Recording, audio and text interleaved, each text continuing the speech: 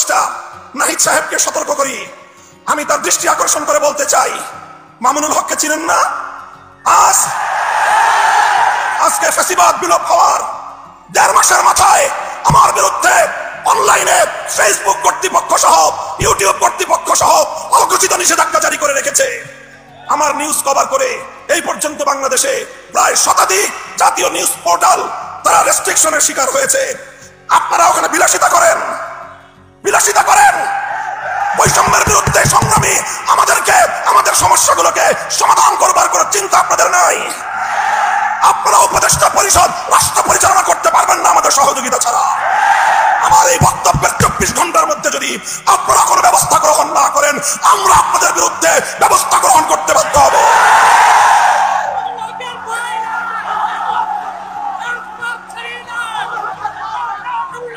সংগ্রামী সাথী ও বন্ধুগণ, আমরা পরিষ্কার ভাষায় বলি, আন্দোলনে ছিলাম আমরা, সংগ্রামে ছিলাম আমরা, রক্ত দিয়েছি আমরা, কারারুদ্ধ হয়েছি আমরা, অন্যায় অপমানের শিকার হয়েছি আমরা, ষড়যন্ত্রের শিকার হয়েছি আমরা, যুদ্ধ করে বিজয়ের রণাঙ্গনেও ছিলাম আমরা।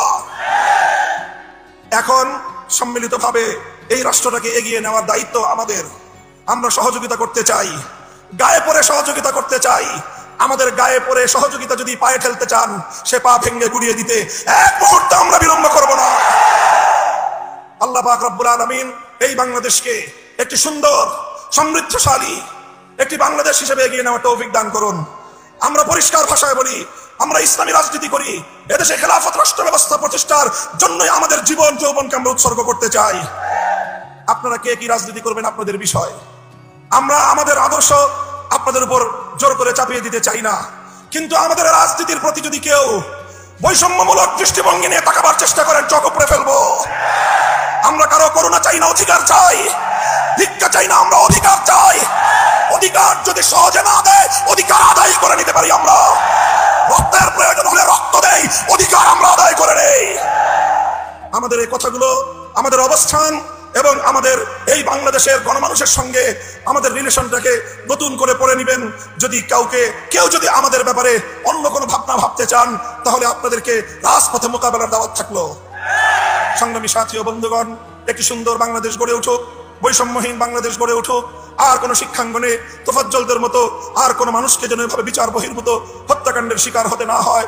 সকল বিচার বহির্ভূত হত্যাকাণ্ডগুলোকে তদন্তপূর্বক প্রকৃত দোষীদের বিরুদ্ধে ব্যবস্থা গ্রহণের দাবি জানিয়ে একটি সুন্দর সুশৃঙ্খল উপনিবেশহীন উপনিবেশবাদ মুক্ত স্বাধীন একটি স্বনির্ভর জাতি গঠনের জন্য যা যা করতে হয় তা করার জন্য আহ্বান এবং তার সহযোগিতার আহ্বান জানিয়ে বক্তব্য শেষ করলাম।